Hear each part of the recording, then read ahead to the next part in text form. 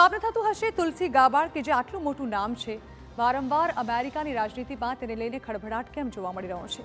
કારણ કે તુલસી ગાબાર્ડ કેટલીક એવી ખાસિયતો ધરાવે છે જે ખૂબ જ મહત્વની છે। ત્યારે હવે તુલસી ગાબાર્ડની શું છે ખાસિયતો, તેના પર એક નજર કરીએ।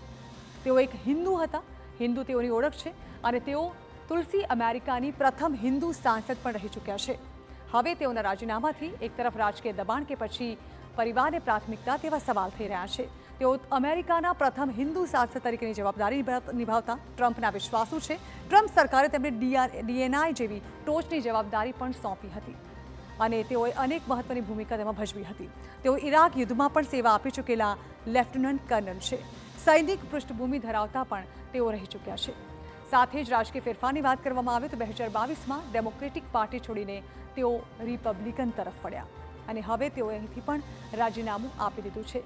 તેમના કેટલાક ખુલાસાઓ ચર્ચામાં રહ્યા, જેમાં JFK અને ટ્રમ્પ રશિયા તપાસના દસ્તાવેજ તેઓએ જાહેર કર્યા હતા અને આ બાબત સામે આવતા જ તેઓ ઘણીવાર ચર્ચામાં પણ આવી ચૂક્યા છે।